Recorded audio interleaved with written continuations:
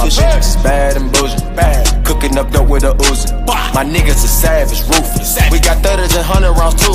My bitch is bad and bougie, bad. Cooking up dope with a.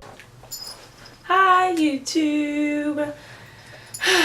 So, as from the title, you guys can tell it's another story time. I'm doing story times back to back. I might do a couple of vlogs during the summer, but I'm probably not gonna vlog too much because I vlogged it up this semester. But I have a story time for you guys. This is one of the funniest story times in the world, and it's kind of 2-in-1. Most of my story times are always 2-in-1 just because it's literally always 2-in-1. Like, I don't have any like thing else I can say for it. Like, it's just always 2-in-1. So from the story time title, ooh, my phone's always going off. From the story time title, you guys can tell like a big girl jumped on her. Okay, not me. So let me just get into the story time, okay? So this story includes one of my old best friends, T, okay? My group in high school was kind of big. Like, it was T, B, Court, Era, and me. And we started trying to add other people after, but it like kind of messed up our group in a way. Like, as anybody would know, like when you try to add new girls to your group, it just ruins your group. So then you have to like shorten it back up. So anyways, at this part of the story, like this part of my life back in high school, I hung out really tight with Court and T. And Court and T were like my best friends. Court was actually younger than me and T. Court was just like our baby sister in a way, you know? So pretty much we're in high school, and so everybody was mad cool. It was at our friend Tristan's house, and anyways, so Tristan throws this big old house party for his birthday. I think it was his birthday. He was messed up, and we're just pretty much getting messed up at this house party. We really didn't dance too much. We more so was like mingling and talking with people, and that's kind of how we got. But Court and I, we really didn't like socializing like that. So T was pretty much socializing by herself, and me and Court was like smoking and drinking. Like, we're getting messed up. So it gets to a point where the party got so packed that the cops came. And when the cops came, like, it was just so surreal. Like, it was so surreal. Like, in my head, I'm like, oh my God, this is my first house party, and the cops come, and they're like walking through the house. Not to mention, they have like a whole back room full of people smoking marijuana, and so the room's like clouded out. So me and Court, we like find ourselves getting out of that room. We could not find T because T was like socializing. So at the end of the day, like, we hear cops are here, but it's not really registering in our brain. We're still having a good time. We go mix us a drink while they're at the front door talking to people. This is before they walk in. While they're at the front door talking to people, we're like mixing us a drink, and we go to the backyard and we find out he has a trampoline. So we're like jumping on the trampoline, me and Court, and we're just having a good time. And like T walks out the back door, and she's just like, where have y'all been? I've been looking for y'all. She was like, girl, the cops is here. And so we're like, what? The cops is here? She's like, yeah. I was like, let's just stay back here and play on the trampoline. So T, we did not take it serious at all, okay? Because T hopped on the trampoline with us, and we're just literally drunk hopping on the trampoline, like going in circles. We're having a good time. Like, T's dress is flying up, so she's like putting it down, like, oh my God, my vagina's out, blah blah, this and that. Like, we're having like a great time. We're laughing, all kinds of stuff. Then more people start walking out of the back, but now they're rushing out of the back. They're like, the cops are in the house. So since we dodged the cop in a way, me and Court did, because we're in the back room where it was smoking. We went all the way through the house, and we got to trampoline, whatever. So people are like rushing out of the house. And while people are rushing out of the house, we realize they're rushing out of the house, but we're like laying on our black backs looking at the stars on this trampoline. And they're like, y'all not know the cops is here? Y'all need to come on. They're coming through the house. So we get off the trampoline. We get off of the trampoline, and this is also when I got in trouble too. And this is when I first met B. But anyways, we get off of the trampoline and we're like having to hop this wooden fence. Back in the day, y'all, I knew how to hop some fences, okay? I knew how to hop a wooden fence. I knew how to hop wired fence. It don't matter. I knew how to hop some fences, if you get what I'm saying. So T hops over the fence.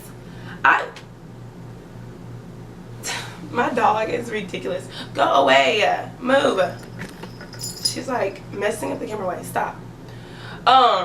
Anyways, like T hops over the fence, then I hop over the fence, and while we're about to like run to my car, you know, y'all know I could not drive. Like, I was really messed up. So anyways, we're like about to run to the car, and Court couldn't, like, she could not get over this fence. So finally she gets over the fence, and when she gets over the fence, she literally fell. And as she fell, another girl was hopping over the fence.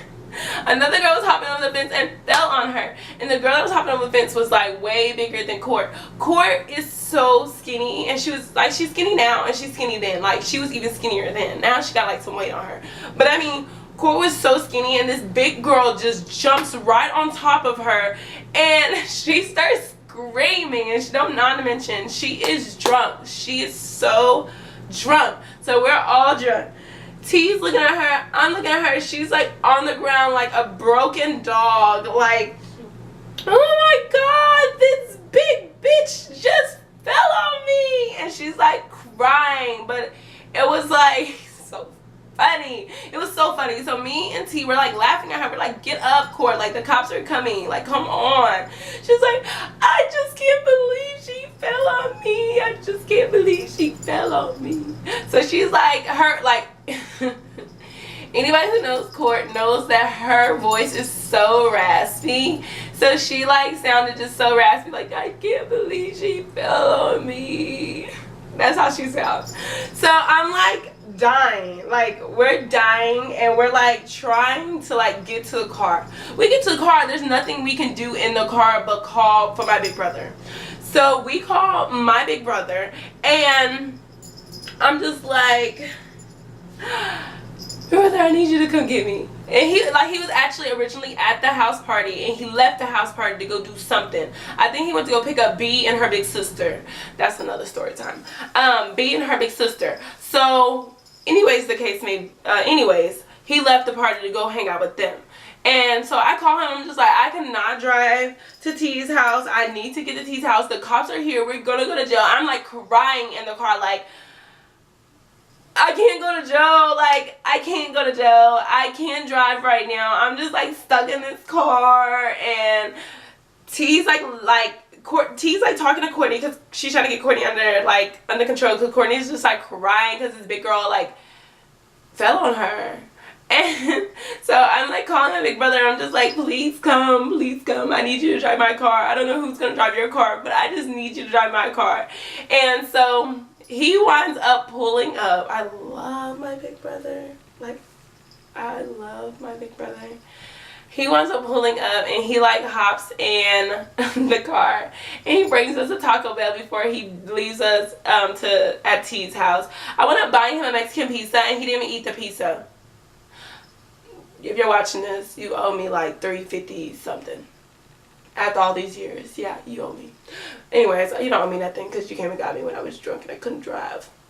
And so anyways, we leave Taco, like, we're in the car. When we were in the car driving to Taco Bell, we were telling my brother about everything that was happening. He was just laughing because we're like so drunk. And we get to T's house, we're like eating. Okay, my brother leaves my car, but did he leave my car or did he take my car? I think he took my car. He did. He took my freaking car. He took my car. This is how I met B.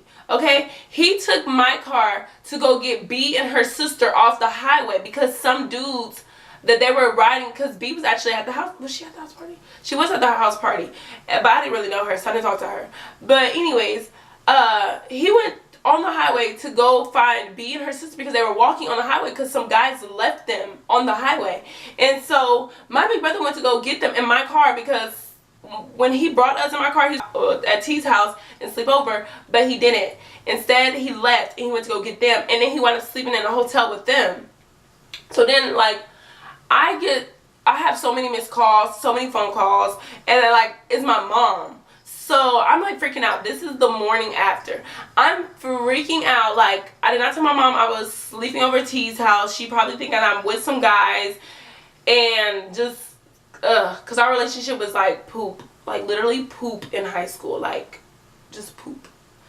So anyways, I call her, I'm like, Mom, I'm at T's house. She's like, no, you're not. You're probably laid up with some nigga, so-and-so, get your ass home, so-and-so. I'm like, I swear I slept over at T's house because I was too drunk to drive. I'm thinking that, like, me saying I was too drunk to drive home would give her the leeway to be like, okay, I'm happy you made the right decision, which it kind of did. But anyway, she's just like, no, you lying. Let me talk to her auntie right now. So I give my phone to T's auntie, which is like still to this day. I really don't talk to T no more, but I still talk to her auntie every holiday. Like, I love her auntie to the T. So anyways, I give my phone to T's auntie, and she's like talking to my mom. My mom's like going off on her, and she's just like, you're just a kid playing on a phone, so she said, ma'am, I am 45 something years old. She's like, I don't have no reason to sit here and play on the phone with you.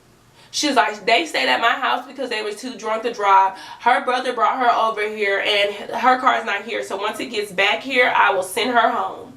And so after that, T's aunt and my mom had like a really cool relationship, which I really loved it. Like, my mom really trusts T's auntie, so I was able to do even more after this situation. Because this is my first time actually sleeping over T's house ever, because my mom was so strict.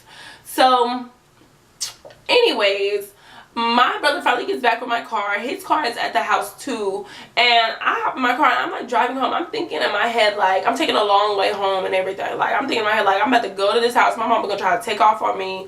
Like, this is not like the day after. This is not what I wanted to do. And so what wound up happening, like, I got home. My mom was just like, don't let it happen again. And if it does happen again, I better get a call or a text. And she closed her bedroom door. I'm just like, at least time to get a whooping. That's how I'm thinking. And y'all, I think about this time, I was like 16 or so. So I was like 16 years old, still getting beat by my mama. So, yeah. But pretty much that is the story time of when a big bitch fell on court. Not me, on court. But yeah, that was an interesting night. That was one for the books, for sure. So there's more story times on its way. Make sure you guys subscribe to my channel. And y'all really thought I was gonna end like that? Come on, y'all, be serious. Y'all, like, subscribe, comment below. Thanks for watching the Diamond Princess TV show. Bye, y'all. My bitch is bad and bullshit, bad. Cooking up dope with a Uzi. My niggas are savage.